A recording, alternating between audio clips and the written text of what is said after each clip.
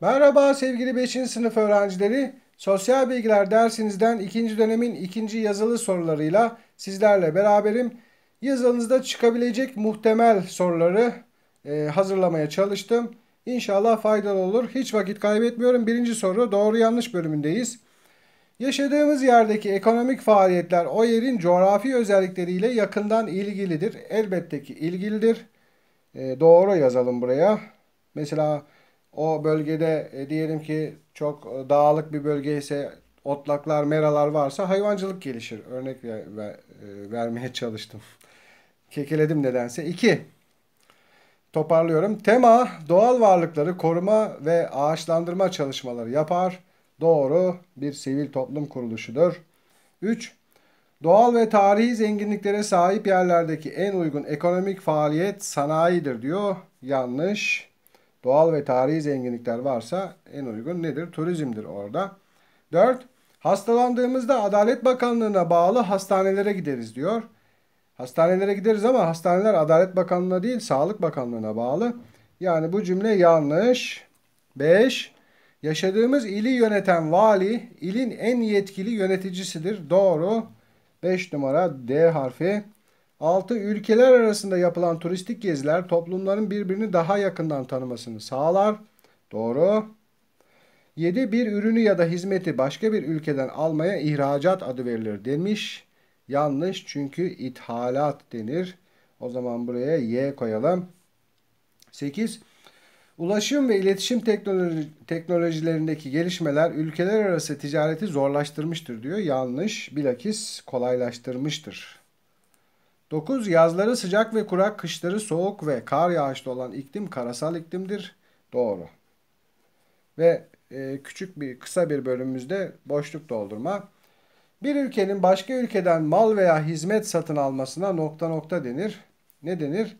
İthalat. Şuraya ithalat yazalım.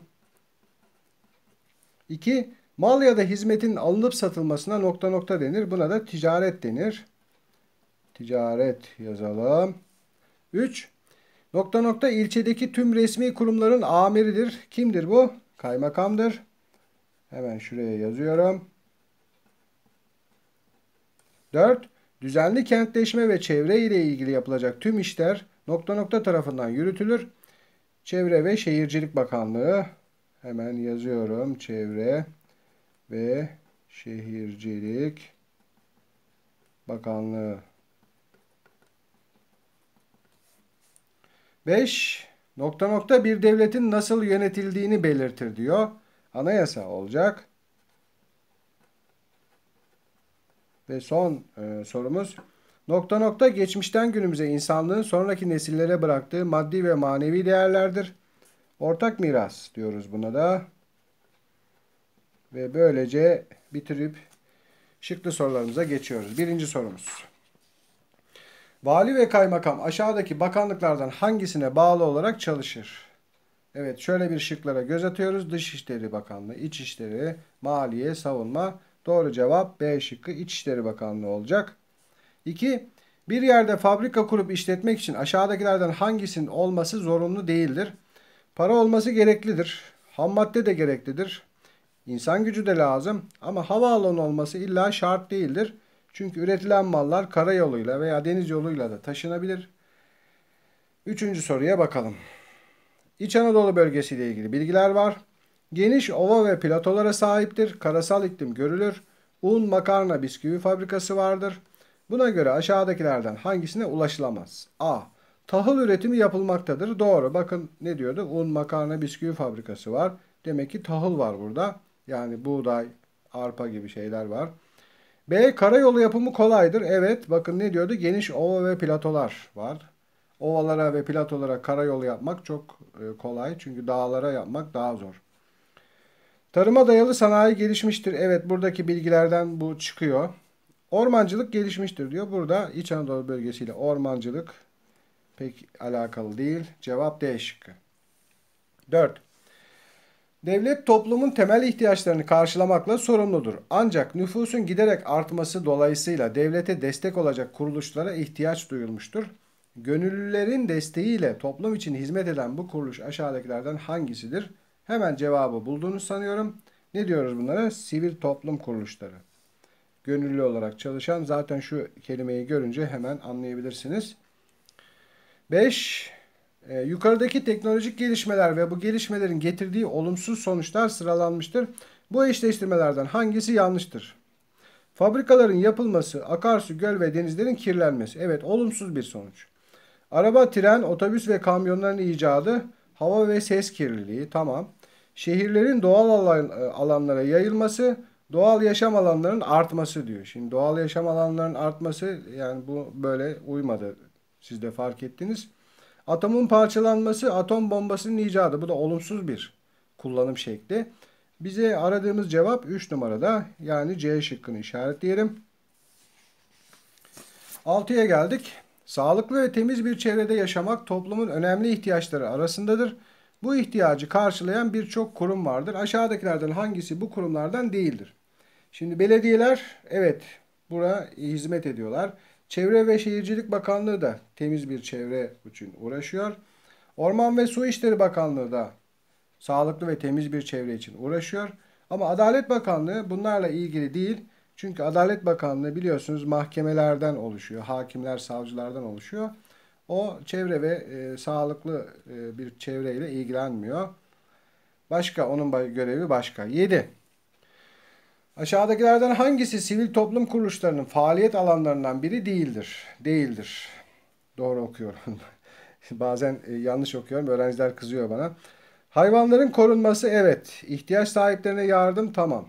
Eğitim faaliyetlerinin desteklenmesi uygun. Suçluların cezalandırılması. Bu sivil toplum kuruluşlarının işi değil. Az önceki Adalet Bakanlığı, mahkemelerin işi. 8.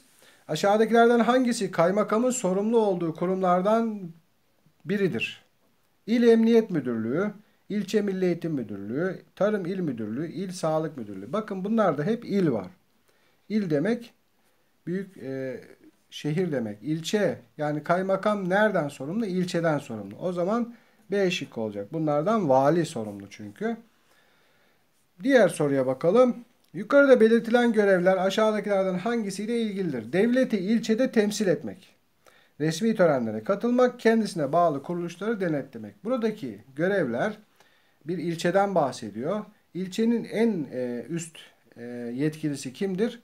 Kaymakamdır. O zaman cevap kaymakam olmalı. 10. Aşağıdakilerden hangisi bir sivil toplum örgütü değildir? Tema, sivil toplum örgütü, erozyonla mücadele. Akut, yine bir sivil toplum örgütü. Türk Kalp Vakfı da öyle. Ama Anayasa Mahkemesi resmi bir kurumdur. Adalet Bakanlığı'na bağlı en üst mahkemedir. Ve bu sivil toplum değildir, resmi kurumdur. 11. Sivil toplum örgütleri insanların ihtiyaçlarını karşılamak, çevrenin korunması, eğitim ve sağlık gibi görevleri üstlenmiştir. Buna göre aşağıdakilerden hangisi sivil toplum örgütlerinin amaçlarından değildir? Yukarıda da buna benzeyen bir soru vardı. Olsun, bir daha yapalım. A. Yoksul insanlara yardım etmek. Evet. Doğal çevreyi korumak. Doğru. İnsanların güvenliğini sağlamak. İşte bu sivil toplum örgütlerinin görevi değil. Bu İçişleri Bakanlığı'nın, Emniyet Müdürlüğü'nün görevidir. Doğal afetlerde ilk yardım ve kurtarma çalışmaları yapmak, burada sivil toplum örgütleri çalışır. 12. Ülkemizde aşağıdaki görevlerin hangisi seçimle belirlenmez? Belediye başkanı seçimle olur. Milletvekilleri seçimle ve muhtar da seçimle olur. Ama valiler atama ile gönderilir, görevlendirilir. 13. Teknolojik gelişmeler nokta nokta. Boş bırakılan yere aşağıdakilerden hangisi yazılamaz? A. Bilimsel çalışmaları engeller diyor. İşte bu buraya yazılamaz. Cevap A şıkkı olacak. Diğerlerine de bakalım. İnsanların hayatını kolaylaştırır. Doğru. Toplumların uygarlık düzeylerini yükseltir. Doğru. Yanlış kullanıldığında çevreye zarar verir. Bu da doğru. 14. Altan 18 yaşına girmiş ve seçimlerde oy kullanma hakkına sahip olmuştur. Buna göre Altan aşağıdakilerden hangisini seçmek için oy kullanmış olamaz? Muhtar seçimle oluyor. Milletvekili de seçimle oluyor. Belediye başkanı da seçimle oluyor. Ama kaymakam oy kullanmayla olmuyor. Seçimle olmuyor. Atamayla oluyor. Görevlendirmeyle oluyor. O zaman Altan kaymakama oy kullanmış olamaz. 15. Vali ve kaymakam aşağıdaki bakanlıklardan hangisine bağlıdır diyor. Bu sorunun aynısı az önce vardı. Yanlışlıkla bir daha koymuşum. Kusura bakmayın. Bir daha öğrenmiş oluruz. Ne yapalım? İçişleri Bakanlığı olacak. Bazen böyle hatalar yapıyorum. Artık hoşgörünüze sığınıyorum. 16. Devletin temel nitelikleriyle vatandaşın hak ve özgürlükleri aşağıdakilerden hangisinde belirtilir? Tabii ki anayasada belirtilir. 17 ve son soru.